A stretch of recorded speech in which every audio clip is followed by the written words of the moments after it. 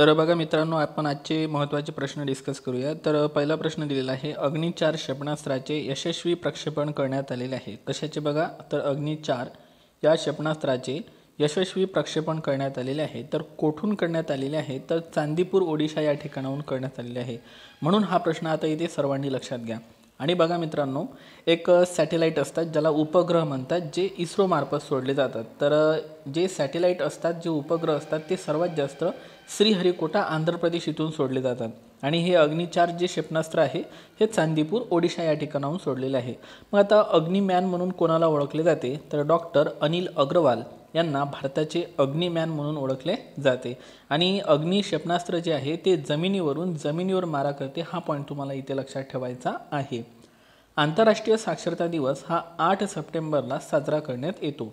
युनेस्कोने 1966 रोजी दरवर्षी 8 सप्टेंबर रोजी आंतरराष्ट्रीय साक्षरता दिवस साजरा करण्याचा निर्णय घेतलेला होता। ओके, सो कोणी, तर युनेस्कोने। तर हा एक पॉईंट लक्षात ठेवा, युनेस्कोचं मुख्यालय पॅरिस फ्रान्स या ठिकाणी आहे।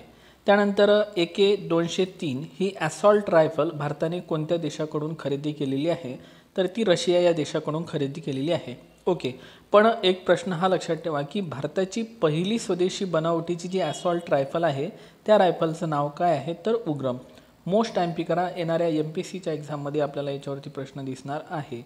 FDI मध्ये अव्वल राज्य कोणतं ठरलेलं आहे, म्हणजे प्रथम क्रमांकाचं, तर ते आहे महाराष्ट्र। आता FDI म्हणजे होते फॉरेन डायरेक्ट इन्व्हेस्टमेंट। मग यामध्ये प्रथम क्रमांकावर महाराष्ट्र आहे, दुसऱ्या क्रमांकावर आहे कर्नाटक आणि तिसऱ्या क्रमांकावर आहे दिल्ली हे केंद्रशासित प्रदेश। मित्रांनो, आपलं जे महाराष्ट्र राज्य आहे, महाराष्ट्र राज्याच्या उत्तरेला मध्य प्रदेश आणि दक्षिणेला कर्नाटक राज्य लागलेले आहे। तर MPला 8 जिल्हे लागलेले आहे आणि कर्नाटकला 7 जिल्हे लागलेले आहे महाराष्ट्राचे। तर हे दोन्ही प्रश्न MPSCने या अगोदर विचारलेले आहे, त्यामुळे हा पॉईंट इथे तुम्ही व्यवस्थित पाठ करून घ्या। चर्चेतील रुद्रम 2 हे काय आहे, पहिला पॉईंट तर हाच पाठ ठेवा की चर्चेतील रुद्रम 2 हे काय आहे, तर हे एक क्षेपणास्त्र आहे। आणि ते कुठून कुठे मारा करते, तर ते हवेतून जमिनीवर मारा करते। ओके, आणि विकसित कोण केलं, संरक्षणासंबंधित काहीही असू द्या ते DRDO विकसित करणार, आणि उपग्रहासंबंधित काही असू द्या ते इस्रो विकसित करणार। आता DRDO, मग DRDOचा फुल फॉर्म होते defence and research development organisation. 1 जानेवारी 1958ची स्थापना आहे, मुख्यालय दिल्लीला आहे। आणि यावर्षी परीक्षेत तुम्हाला शुअरली प्रश्न विचारला जाणार की DRDOचे अध्यक्ष कोण आहे, तर ते आहे समीर फी कामत। जागतिक योग दिवस कधी साजरा करण्यात आलेला आहे, तर 21 जूनला साजरा करण्यात आलेला आहे, पाठ ठेवा। मग 2024ची थीम तुम्हाला पेपरमध्ये विचारल्या जाऊ शकते, तर ती आहे yoga for self and society. Okay, yoga for self and society योग दिवस आहे 21 जून। मला वाटते पहिला योग दिवस हा 2015ला साजरा करण्यात आलेला होता। भारताच्याच प्रस्तावाद्वारे युनोद्वारे हा दिवस जगभरामध्ये साजरा केला जातो। आपल्या चॅनलचं एकच वैशिष्ट्य आहे की आपण जुने नवीन सगळे प्रश्न इथे डिस्कस करत असतो। प्रश्न आपल्याला परीक्षेमध्ये या चॅनलवरून आलेले दिसतात। ओके, सो मेहनत करावी लागणार, तरच आपल्याला त्याचं फळ मिळणार। मित्रांनो, भारताचा हॉकीपटू PR श्रीजेश यांनी निवृत्ती घेतल्यामुळे यांची जी जर्सी क्रमांक 16 होती ती निवृत्त करण्यात आली, म्हणजे आता ही जर्सी क्रमांक कोणाला दिला जाणार नाही। ठीक आहे, याचप्रमाणे क्रिकेटमध्ये सचिन तेंडुलकर यांचा जर्सी नंबर 10 आहे आणि महेंद्रसिंग धोनी यांचा जर्सी नंबर 7 होता। रेशीम जिल्हा म्हणून नव्याने कोणत्या जिल्ह्याची ओळख झालेली आहे, तर तो जिल्हा आहे आपला जालना जिल्हा। आणि स्टील सिटी ऑफ इंडिया कोणाला म्हटलं जाते, तर जालना जिल्ह्यालाच म्हटलं जाते। आणि जालना ही महाराष्ट्रातील 29वी महानगरपालिका होती, हा पण पॉईंट लक्षात ठेवा। 27वी पनवेल होती, 28वी इचलकरंजी आणि 29वी आहे आपली जालना। आता 28वी महानगरपालिका जी इचलकरंजी होती, ती इचलकरंजी महाराष्ट्राचं मँचेस्टर शहर आहे, जे की कोल्हापूरमध्ये येते। आणि कोल्हापूर हे पंचगंगा नदीकाठी वसलेलं आहे, लक्षात ठेवा। यावरती आयोगानं प्रश्न ऑलरेडी विचारलेला आहे की कोल्हापूरची जीवनदायिनी कोणत्या नदीला म्हणतात, तर ती पंचगंगाला म्हणतात। आता जे पुढचे प्रश्न दिसत आहे हे आपण रेफरन्स घेतलेला आहे MPSC स्पेस या टेलिग्राम चॅनलवरून। ओके, या चॅनलला नक्की तुम्ही जॉईन करून घ्या, टेलिग्राम चॅनल आहे MPSC स्पेस। मराठी भाषा विद्यापीठाचे पहिले कुलगुरू म्हणून डॉक्टर अविनाश आवलगावकर यांची निवड करण्यात आलेली आहे।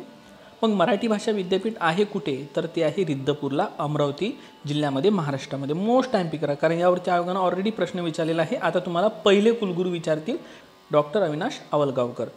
पहिला आंतरराष्ट्रीय सौर महोत्सव 2024 पहिला आहे, ठिकाण आहे दिल्ली भारत, त्यामुळे पाठ ठेवायचा आहे आपल्याला. आंतरराष्ट्रीय सौर आघाडी म्हणजे इंटरनॅशनल सोलर अलायन्सची स्थापना 2015 करण्यात आली होती आणि याचं मुख्यालय आहे गुरुग्राम हरियाणा या ठिकाणी.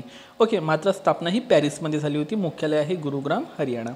ओके, त्यानंतर WTOची म्हणजे वर्ल्ड ट्रेड ऑर्गनायझेशनची 13वी मंत्रिस्तरीय जी परिषद आहे 2024ची, ती ठिकाण आहे अबुधाबी UAE या ठिकाणी पार पडलेली आहे. भारताचे नेतृत्व कोणी केले? पियुष गोयल यांनी. आणि पहिली मंत्रिस्तरीय जी परिषद आहे ती आहे सिंगापूर 1996ला भरलेली होती. त्यामुळं ह्या परिषदा आपल्याला पाठ पाहिजे. पहिली सिंगापूर 96 लक्षात ठेवा. वर्ल्ड ट्रेड ऑर्गनायझेशनची स्थापना 1 जानेवारी 1995ला करण्यात आली होती. मुख्यालय आहे जिनिव्हा स्वित्झर्लंड या ठिकाणी.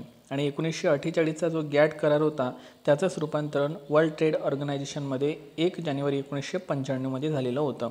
ओके, मुख्यालय जिनिव्हा स्वित्झर्लंड. रेल्वे बोर्डाचे पहिले दलित अध्यक्ष कोण ठरलेले आहे? तर ते ठरलेले आहे सतीश कुमार. आणि पूर्वीच्या पहिल्या महिला अध्यक्ष होत्या जया वर्मा सिन्हा. मग आता रेल्वे बोर्ड जो आहे या बोर्डची स्थापना केव्हा करण्यात आली होती? 1905मध्ये लॉर्ड कर्झन यांच्या काळात. म्हणजे बघा किती जुना बोर्ड आहे. ओके, तुम्ही खाली कमेंट बॉक्समध्ये सांगा भारतामध्ये एकूण किती रेल्वे झोन आहे, नक्की सांगा कमेंट बॉक्समध्ये. रेशीम जिल्हा Jalna, steel city of Jalna आपण बघितलं, आपण स्टील सिटी ऑफ इंडिया जालन्यालाच म्हटलं जाते. 29वी महानगरपालिका आहे जालना. ओके, म्हणजे महाराष्ट्रात 36 जिल्हे, 34 जिल्हा परिषदा आणि 29 महानगरपालिका आणि 7 कटक मंडळे आहे. सो मित्रांनो, हे होती आजची महत्त्वाची माहिती. आपलं यूट्यूब चॅनल तुम्हाला कसं वाटते ते नक्की खाली कमेंट बॉक्समध्ये सांगा. आणि आपल्या व्हिडिओला प्लीज एक लाईक करत चला, जेणेकरून मला व्हिडिओ बनवायला प्रेरणा मिळतील. आणि तुमच्या 5 मित्रांना नक्कीच हा व्हिडिओ शेअर करा, त्यांना नक्कीच आवडेल. Take care. Thank you so much.